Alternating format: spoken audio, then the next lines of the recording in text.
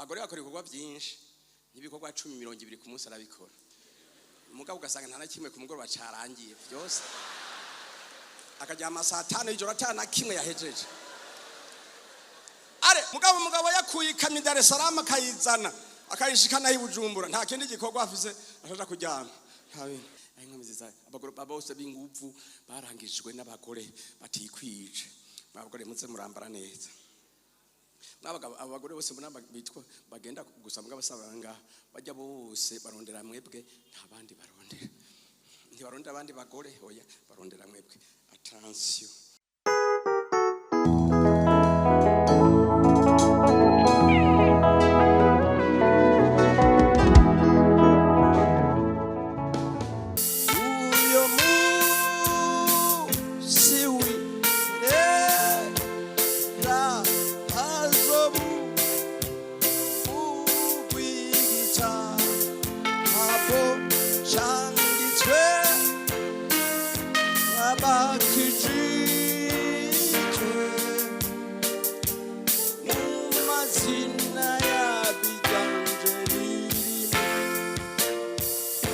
Yesu Kristo nashimwe.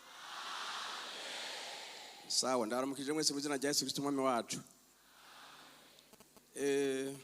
Reka dusome ijambo ry'Imana mu gitabo cya Filipi, kete Paulo yandikiye Abafilipi mu gice ca mbere umurongo wa 6.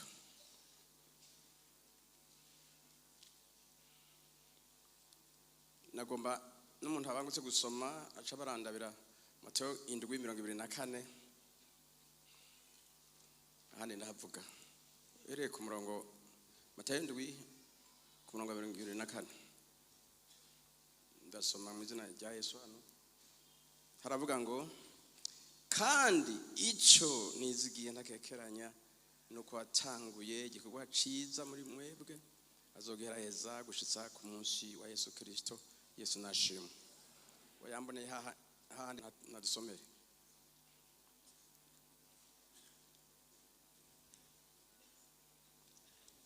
atahariho nta kibazo.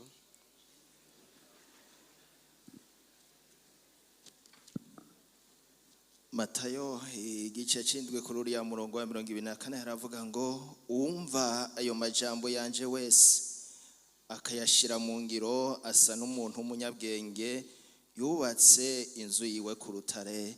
Mana nishimwe cyane. Dushishikare 25 isegenya iragwa inkukuru iratsendanisha gihuhusi kirahuhuta bisurira kuri nyanzu ntiyagwa kuko umushinge wayo wari wubatswe ku rutare. Ariko uwumva ayo majambo yanje wese ntayashire mu ngiro asa n'umuntu w'imburabwenge yubatse inzu yiwe ku musenyi. Isegenya iragwa inkukura irasendanisha igihuhusi kirahuhuta bisurira kuri yanzu irasenyuka kandi isenyuka ryayo riba irikomeye. Mana idufashe. Duce dusoma mu gitabo ca Rusi gice ca 3:18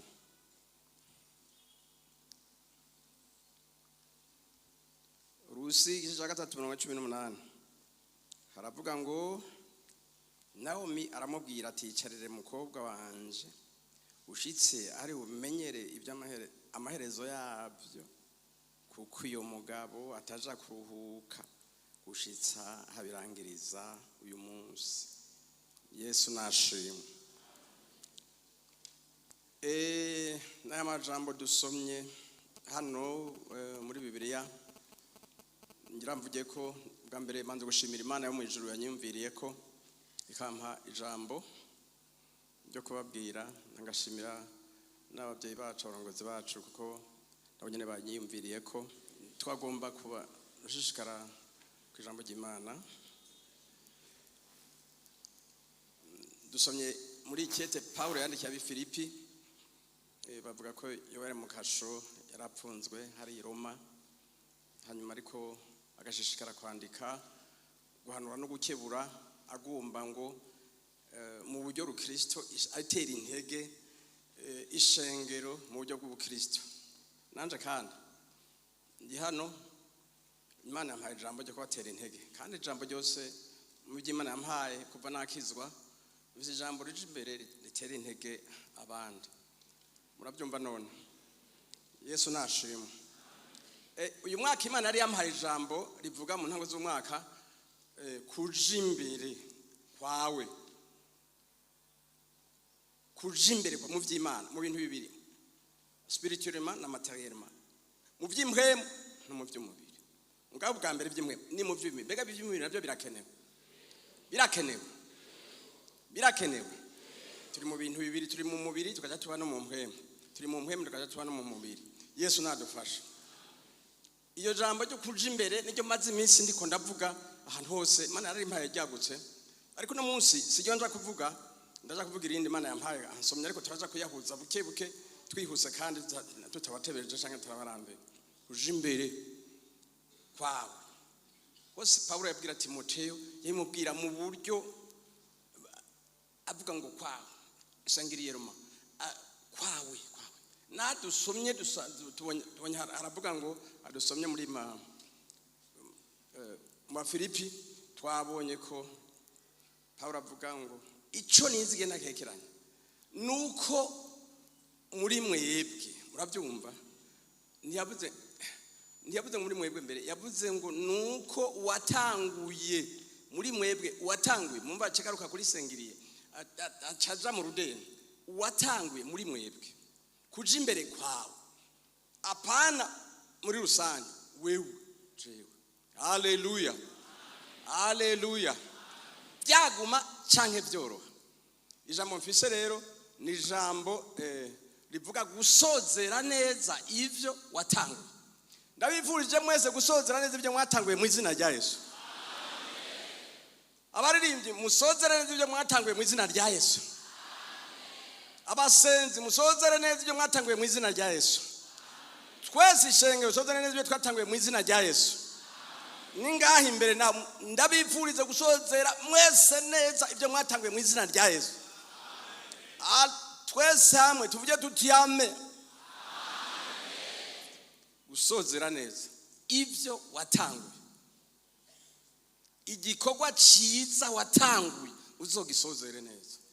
Gutangura haraho bihora biguma, mugabo irangiza. Mu gutangura nta mpembo, mugabo mu gusozera niho hakenewe iki? Hakenewe niho haboneka iki? Agahembo. Ariko ntimwibagire yuko hagati yo gushikira impembo no gutangura hari y'urugendo, hari ibibazo, hari ingorane. Navuze ngo kuja mu ijuru ntiwiyumvire ngo nukuva kugenda gutyo nyene gusa. Inzira hamwe iraca mu mahwa, ahandi gaca mu mashurwe. Mugabo umuntu aguma asatira araba imbere kugira ngo ashike kuri ca kindi Paulo yavuga kimwe cyatumye dufatwa mbiri, ariko bwami bwa Yesu Kristo semame kubwa. Nanja ndiko ndasatira kugira ngo nduke ndabirangije, kandi je nzoja mu ijuru. Ndabibabwiye n'ubu ndabisubiramwe, kandi je sinzogwa naho bizogenda, je sinzogenda ngubu wakoresha kabisa, kuko no mukugwa umuntu arifise nk'uruhara. Kuja mu ijuru n'ibintu bibiri, ni Imana n'umuntu. Ntihagire uzabesha ngo ni Imana gusa, oya. Aba ngo umwizera wese no kuja mu muriro ni shetani n'umuntu. Yesu Kristo adufashe. Aho turavyemeranye basha. Ngirashishikare nagiye kuvuga ubutumwa muri buheze andikwa mu Kamesa, hanyuma mbona hari ikintu cy'ikimanga kinini nyaguse, ukajya ku kararo kameze uko, uravye gutya pembeni basha, uri umuntu kazi w'izunguzungu usanga bashitseyo naho hari hagute. Mugabo ugomba kuja bukaneza, oya utumbera ari imbaho ucako ziri hagati, utumberiza ukaraba iki, ukaraba userukana gusa uja buki. Mugabo uravye gutya uruka, nta kuraba gutya ugumutumbeye. Yesu Kristo ashimwe, Yesu Kristo ashimwe. Twasomye twumvise ijambo ry'Imana ryatubwiye harya kugira ngo ibintu birangire neza biranavana n'ahantu byubatswe. Twasomye inzu zibiri zitandukanye, inzu imwe iri ku rutare, iyi nayo yubatse ku musenyi, mugabo zisa zaduze hejuru zirasa, mugabo ingorane iri canke ibyiza biri iyo zatanguriye. Wewe wa muntu uba waje no munsi canke waje imyaka, hari n'abanka kwiyandikisha ngo binjire mu ishengero. Naravuze ejo bundi igihe nari no mu Kamesa nyene, naravuze ngo amushitsa dataha, burya nawe nyene naravuna. Hari abashitsi bama mu ishengero bise bahaguruka abashitsi gusa, inzira bakwandike ushike mu ishengero indani, hamugiri aho wubakiye. Haleluya. Umunsi muzoje mu ijuru, semame kubwa. Reka nje ntanga uburorero hano. Zari zubatswe kumwe zarasa, mugabo isegenya n'igihusi niyo cyatandukanije izo nzu ahantu zari ziteretse. Ndakwifuriza kubaka kuri Kristo Yesu. Haleluya. Kuko niwe buye gitangurira. Dusome Rusi namusomye, reka uje. Ndabona muri Bibiliya hari ingero dusanga ziri muri Bibiliya z'abantu batanguye ibintu barabisozera, kandi mu ntango ntibyari byoroshe, ariko no hagati na hagati ntibyari byoroshe, ariko mu isozera biragenda neza. Yesu nashimwe. Hariho uyu mudamu muri Bibiliya, hariho ibitabo bibiri by'abagore byitirirwa abagore, n'igitabo cya Rusi n'igitabo cya Esiteri. Ibyo bitabo ni bibiri. Abagore Imana ntiyabibagiye, namwebwe murimwe. Yesu nashimwe. Ntako ari bike mugabo ntacyo ni iby'ingufu. Yesu Kristo ashimwe. Hanyuma turabona uyu Rusi ari mu bagore babaye abikimazi, bagize ikimazi, kandi uyu niwe akomoka ko Kristo ari muri bayinakuruza ba Yesu. Ikigutangaza rero ntiyari n'ubwoko buhezagiye, yari mu bwoko bw'ibivume, mugabo kubera inyifato yagize agasatira vyarangiye bimeze ukunye. Yesu nashimwe. Ndababwira ngo biguma byoroha nuku gusa. Haleluya. Haleluya. Abo bagore ndabace mu ncamake, murabona harimo nka Mariya nyina wa Yesu warazwe cyane, harimo uyu Rusi nyene, harimo Esiteri, muri abo bagore harimo Pilato, harimo n'abandi hasi no hatebera, ndazakuvuga aho ntebera na Pilato nawe nyene hajya arabaye umugore mwiza cyane. Ntawe batamba ibintu byinshi bamuvuga ko yahanuye neza umugabo wiwe, yaramubwira ati umuntu ntumuje kumugirira nabi kuko ndarota mbabaza kubwiwe, umwumva ko yamuhanuye neza. Yesu nashimwe. Yesu nashimwe. Yesu nashimwe. Hanyuma rero Rusi turamubona yari kumwe na nyina bukwe, baragogwa. Nabuze ngo inzira ijya mu ijuru ntica mu mashugwe gusa, iraca no mu maho, mugabo murakabandanya. Bari kumwe na nyina bukwe rero baragogwa, abagabo babo barapfa, na nyina bukwe arapfakara, bafatanya amagogwa kuba mu magogwa akomeye, kandi bari mu gihugu kitari ikiwabo, bari bahunze, bari basuhutse, sinzi ko byita gusuhuka. Hamwe umuntu agenda ahunga inzara, ntiyari ingwano ariko yari inzara. Bageze iyo bageze bapfakarirayo, hama aragera igihe nawe inabuka avuga ati yewe ibyo ari byo byose mwakazana abandi, muracari bato mwese, genda muje kwironderera abagabo. Umwe witwa Orupa aratangura arabyemera, mugabo mukanya acarahindura. Inabuka aramubwira bavuga ati nimugende. Orupa fye, mugabo Rusi acaguma kuri inabukwe akaramata. Yavuze amajambo yanjohe hariya ku 15 mu gice ca mbere, hacavuga ngo reka kunyingingira. Haleluya. Reka kunyingingira kukuva inyuma. Nje nibuka ingene Eliya nawe yabwira Elisa ngo mvi inyuma ugende, kuko ngiye kuri Yorodani, kuko ngiye i Beteli, kuko ngiye akadonda ahantu heza. Nawe ati ndakurahiye ugora kuhoraho, kagenda ndakuvuye inyuma. Haleluya. Haleluya. Umugisha araho gutera inkokora, mugabo nawe wawubonye urasatira mpaka ukawucakira. Semame kubwa. Apana umuntu guca yiduza yibyimda gaca simwe yacyanya ngo hoya ngo ndabivuye hoya, wabifashe kugira ngo bimukure ko banza kumwegera. Reka tubone. Yesu Kristo nashimwe. Hanyuma rero wewe hari ikintu yabona, yari yumvise ko inabukwe avi Betelehemu, kandi Betelehemu asigura ngo ni inzu y'imitsima. yaravuga ati ibyo ari byo byose naho ngomba tugende dushikire Betelehemu ku nzu y'imitsima. Ndakwipfuriza nawe kuguma wumva ko woshika mu ijuru kunezererwa mu izina rya Yesu. Haleluya. Kuko randevu ni mu ijuru sahani haruta Betelehemu. Uyu mugore avuga ati yakunyingingira kukuva inyuma tutegereza kujana. Imana yawe izo imana yanje. Aho izojyama niho nzojyama. Ibi mu bikomeye tuzoba turi kumwe no mu byoroshye tuzoba turi kumwe gushika ku rupfu. Gushika ku rupfu. Decisive. Umuntu afata decision. Umuntu yakijijwe arakwiye ko umuntu yafashe decision. Akabwira shetani ati sinzogwa sheta. Akabwira shetani nzoza mu ijuru sheta kayimwumvisha. Sema amena. Ngira ngo tubyature mbere akakanya. Uvuga ati nzoza mu ijuru. Bivuge.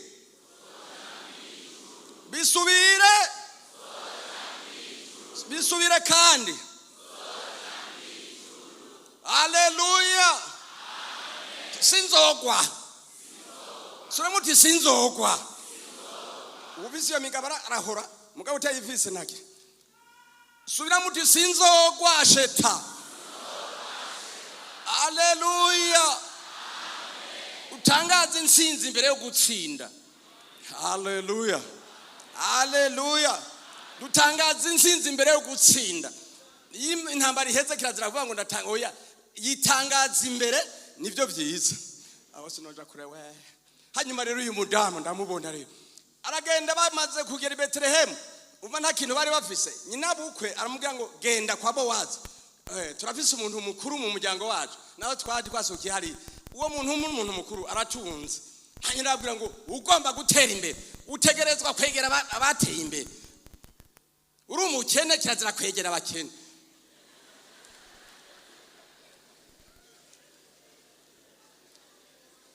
Ugwaye kirazira kwegera abagwaye. Oya, egera abakomeye. Utabona uri impumyi egera ababona. Mukagenda muri impumyi muri babiri canke batatu mwese muruhukira mu manga. Nta numwe azovayo. Mu by'Imana ugomba gutera imbere wegera ababishoboye. Abo byananiye apana. Hari abantu byananiye kuvuga ngo nta juru ririho ngo kuja mu ijuru biragoye ngo na pastor bigwa bareke bagwe. Hari waguye ngo ntibazogwa none. Ariko none ni bose. Reka.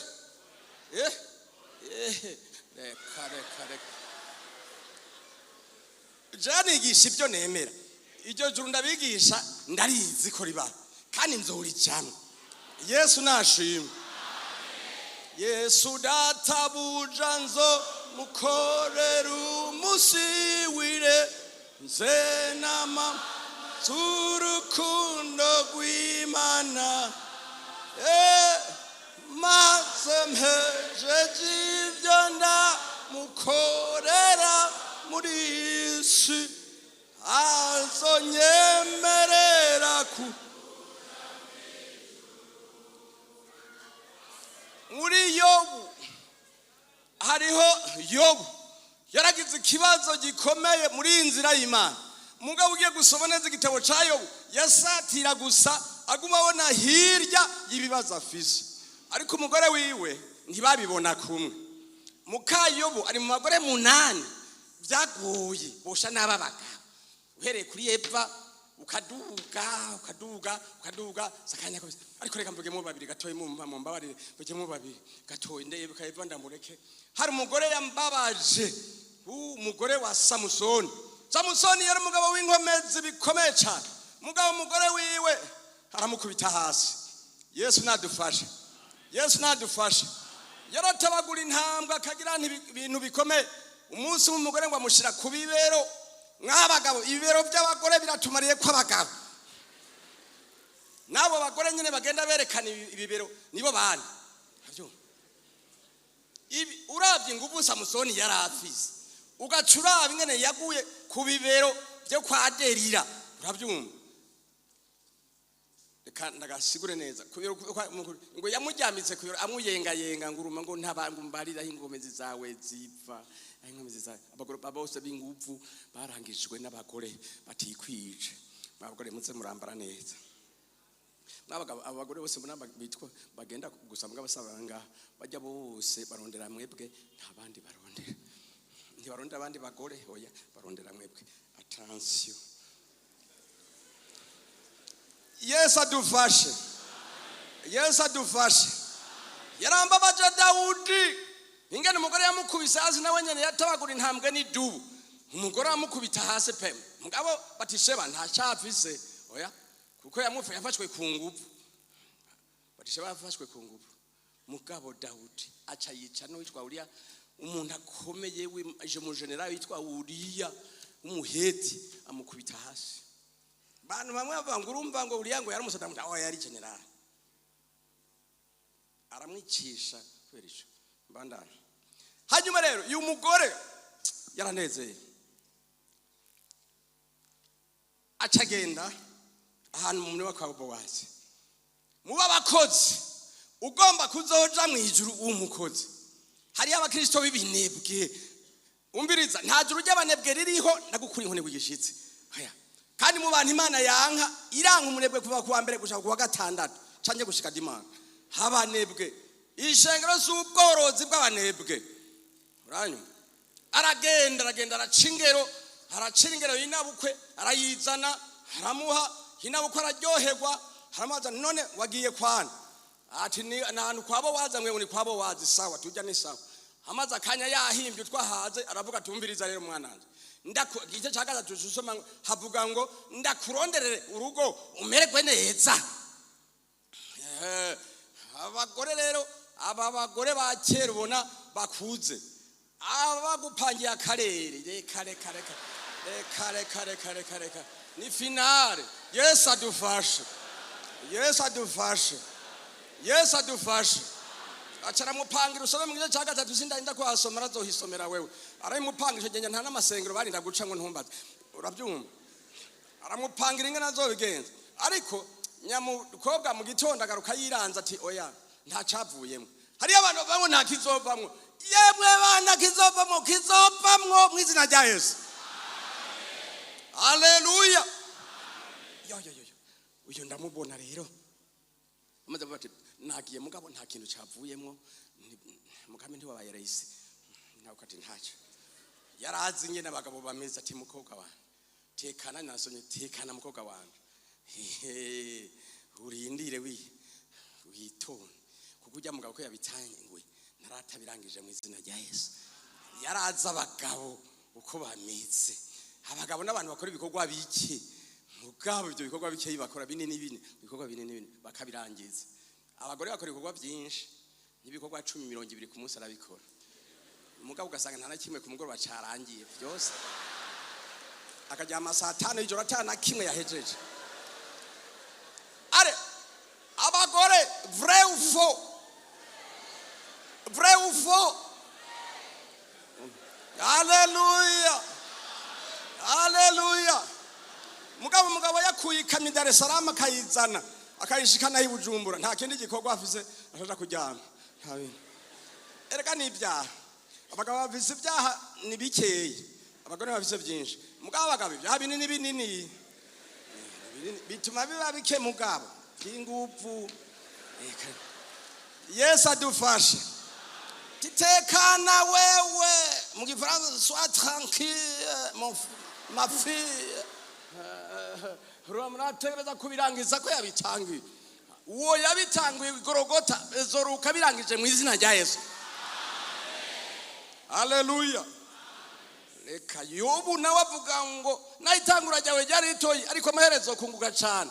Yobu 8 umurongo wa ndwi niko havuga. Kandi dusomye hariya mu gitabo c'imigani igice c'indwi umurongo w'8 naho haracavuga ngo yerezo gikintu riruta cyane itangura ryacu. Sema amekubwa. Turavye batanguye ibintu bakabikagenda neza aho turashiramwe nitwo kwibagira gushiramwe abantu bitwa wa muntu yitwa umwe yabaza ubwato yitwa Noah ingene yabaje ubwato akabaza igihe kirekire. Tubonamo inyungu yagiye kuwibona hageze kandi haheze imyaka myinshi.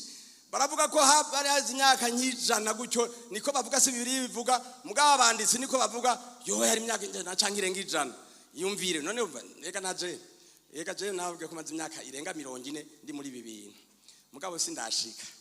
Haleluya. Muganda cyasatira none mwe ntimubibona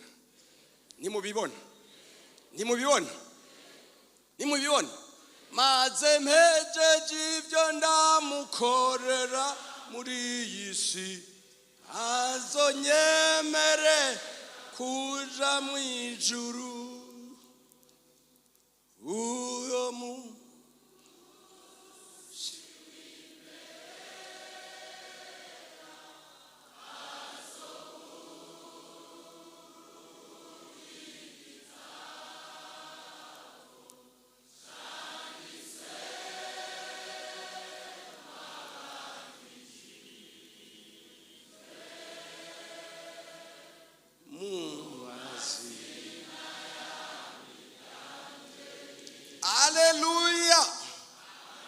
Haleluya.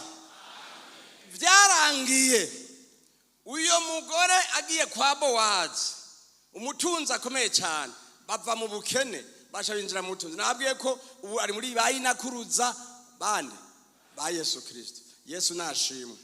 Nayitangura ryawe ryari ritoya ariko amaherezo uzogirana uzokunguka cyane. Some igice turangirizako. Ndabisomere rimwe. Dusomere kete ya kabiri ya Timoteyo igice cya 4:6. Duje tumanuka dusome kandi Aburayo 11:39 gushaka 40. Tunyarukirize. Kete ya kabiri ya Timoteyo 4:6. Kuko jeho nubu ndiko ndasukwa nkishikanwa y'ibinyobwa bisukwa ku gicaniro, igihe cyo kwitahira kwanje kirashitse.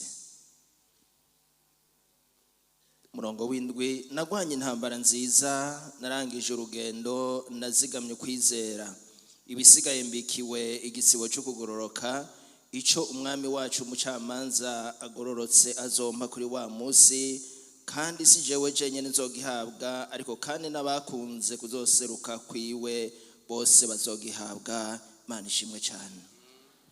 Uyu ni wa wundi Paulo twatangura ko gusoma ariko aravuga yari rero mu kurangiza urugendo rwiwe. Hanyuma avuga ijambo riryoshe cyane. Amajambo yanyoye adusangamo amajambo 3 Paulo yavuze kandi yamfashije. Namba bikunaniye umenye ko biko biranana nawe hari ababishoboye kandi biragoye sino babesha. Mugabo hari udushoboza ko birivuga ngo dushobozwa byose n'ugirana naje niwe yashoboje muri iyo myaka yose kandi nuba aracanshoboza azonshoboza gushika ndangije ibyo namukorera muri iyi si acanyemerera kuja mu ijyo gituma ntaragenda sindabirangiza. Umunsi nabirangije nzoca ngenda. Yesu nashimwe. Hanyuma rero turabona rero Paulo ari mu gasho naho nyene bikomeye aravuga ijambo rivuga ngo nagwanye intambara nziza. Ndakwifuriza gwa intambara nziza mu izina rya Yesu. Intambara ziriho sinobabesha. Hari intambara z'abato, hari intambara z'abakuze, hari intambara z'abarongozi, hari intambara z'abarongorwa ziriho, ariko tugwana intambara nziza mu izina rya Yesu. Haleluya. Haleluya. Nca nibuka ijambo ryigeze kuba n'ahantu nabisomye. Umuntu umwe hateye intambara mu gihugu n'ikindi biriko biragwana. Umunsi umwe umusirikare aritegereza warabarongo yabona ingabo ziwe zamuhereyeko. Aravuga ati uyu munsi turagenda kugwana mugabo turaja gutaha ndabona niwe turagwana turaja guhunga. Twiruke je ntagisoza nakozemo. Turiruka uyu munsi. Hewe abuze ngo turiruka abyibwira mu mutima. Bageze ku ntambara igira itangure. Ngo barabe hakurya babona ingabo ziriho ni nyinshi. Barabe nabo babona bamaze gukera. Acaravuga ati byari byo byose. Umwe abuza umurisho wo kwiruka. Navuze gutyo gihe nta maradiyo ariho bavugiramo. Buza umurisho twiruke kuko harabavye. Ntibatumare. Hanyuma we yabibwira avuga ati oya jewe wavuze kuvuza imirisho ko ari ibiri yarapfuye. Jewe mugari yanyigishije kuvuza umurisho umwe. Umurisho yanyigishije no kuja imbere. Niwe yapfuye yanyigishije. Wo kuja inyuma niwe yanyigishije. Arimvira komanda nawe arimvira ati bo ubu none ne gute ubu takuvuza bico bishaka vuza kuja imbere. Aravuza umurisho kuja imbere. baca baraje imbere basanga bawe na waraye biteguye kwiruka. Erega baciye bakura hasi bariruka bibaza ngo ingabo zibatera nyinshi kumbe ninke mugabo zaronse umurisho wo kuja hehe. Ndabipfuriza kubuza umurisho uje imbere mu izina rya Yesu. Namwe abakozi b'Imana mubuze umurisho uje imbere. Haleluya. Haleluya. Urugamba ruca ruratsinda. Urugamba tuzoruca muga tugwana intambara nziza turi muri Kristo Yesu. Dukijijwe. Aho usanga tuko intambara zigipagani kandi turi abantu b'Imana. Dukijijwe. Aravuga ngo nazigamye ukwizera. Haleluya. Uno munsi ukwizera kuramaze gutakara. Urabyumva? Biranse ko tubandana. Biranse ko duheraheza byo twatanguye. Iyo ndiko ndumva amajwi amwamwe barambabaza. Ndiko ndumva amajwi ari amajwi ambabaza kabisa. Je mvuga nka pastor ibyo nza kuvuga ntibigutsitaza. Ngo je mvuga nka pastor mvuga ndi pastor ndavuga je ndi pastor. Mvuga nk'uko Imana nk'uko ijuru rivuga. Narabwiye ko tubise ubwami bune hari ubwami bw'Imana hakaba n'ubwami ubwami nyene ubwami bwo mu ijuru ubwami bw'Imana ubwami bw'isi n'ubwami bwa shetani. Turi mu bwami bw'Imana sema amekubu. Sema amekubu. Ni mu bwami bw'Imana ndiko navuga je mbanzo ndiko nababwira ivyo ibiva mu ijuru tava ngakwisi. Nimba binyuranye n'ivyo wewe usanzwe ucanje wiyumviye. Je mvuga nka pastor. Yesu nashimwe. Kandi akiri ngaha ku isi ataraje mu ijuru.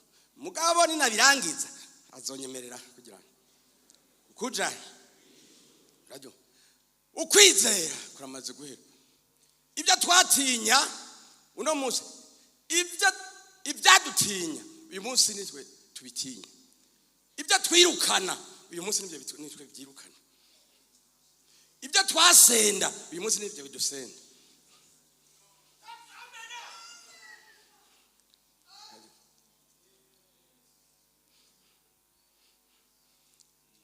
ibyo twavangwa n'ibinyantegeke nke uyu munsi nibyo biturusha inkomezi kubera iki ukwizera kwaraheze ejo bundi nahaye mwe yansabye ngo pastor ngo nagomba ngo nje gushinga intaye ngo ntego yishinga byarambabaje intaye yashinze mu ishengero shetani yaronse abavugizi kandi yabakuye mu ishengero bayivugira amwe ngo bari bampayishano ngo hamana genda bagire yuko narikize ngo narivuje narikize ngo kandi narereye mu ishengero ndamubaza naho nogiye kumukwega impuzu acaba umugore yaba nk'umugabo naca ndamukwega nkaca ndamukura imbere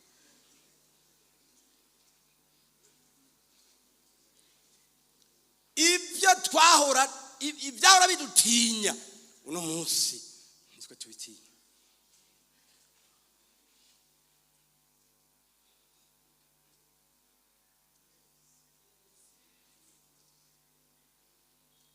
reka mpeze Yesu adufashe. Yesu adufashe. Ibyo twirukana uyu munsi nibyo bitwirukana twebwe. Kubera iki?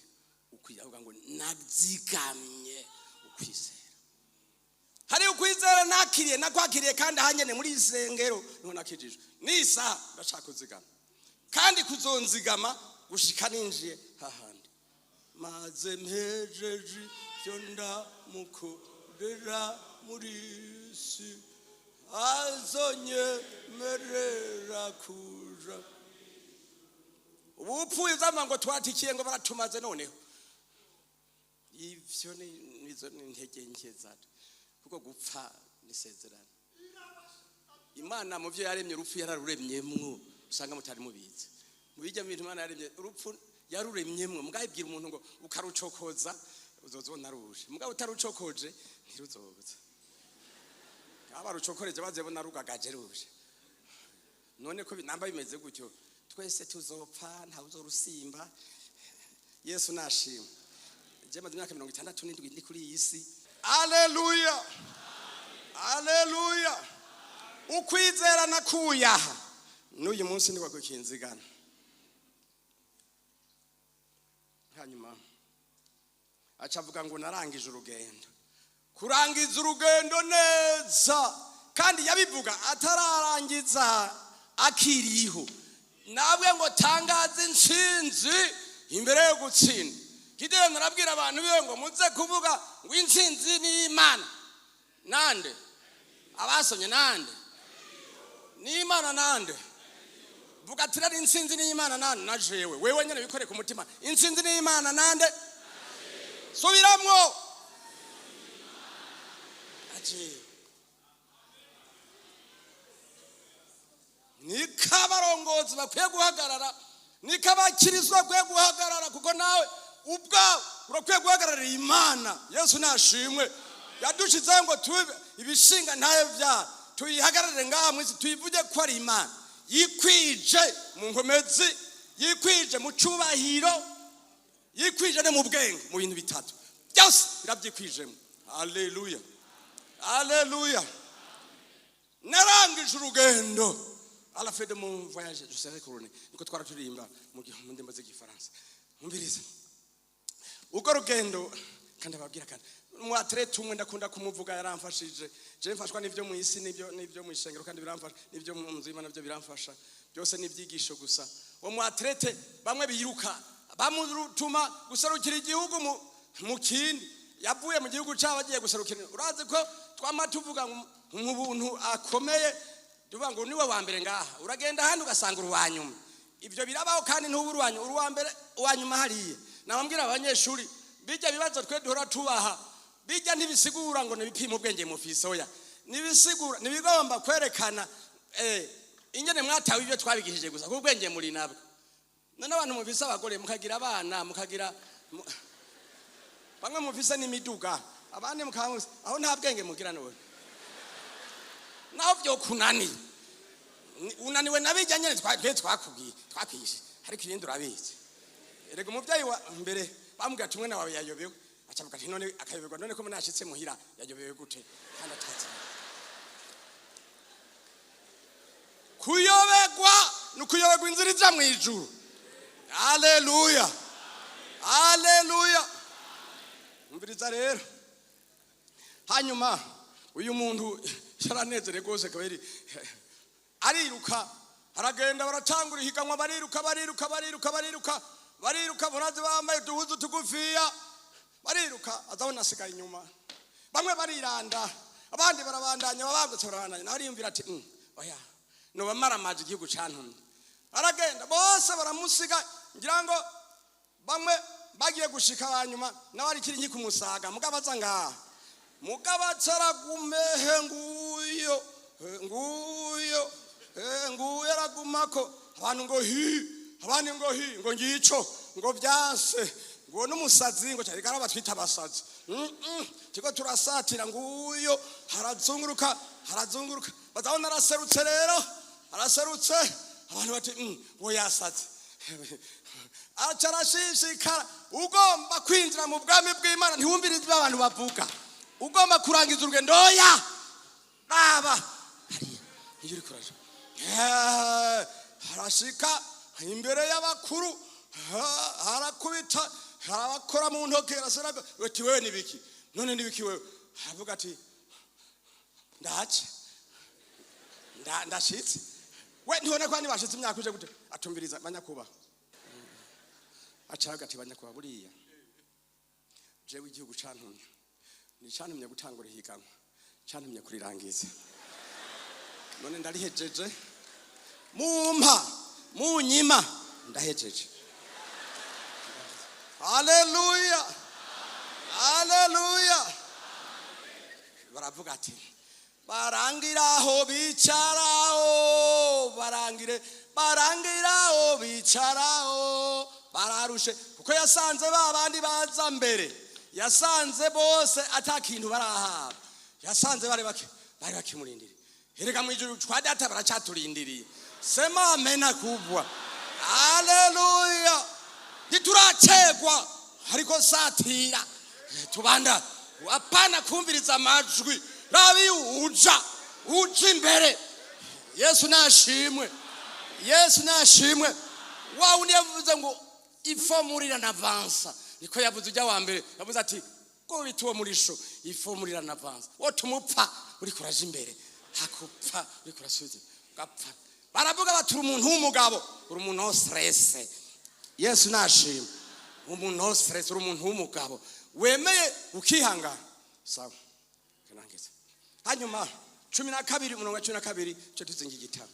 Yesu nashimwe Abayibura 12:12 turangize.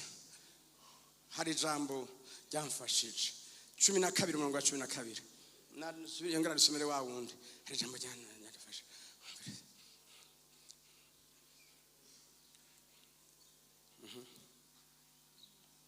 Dusome ndanze y'amajambo avuga ngo dutumbere Yesu wenyene.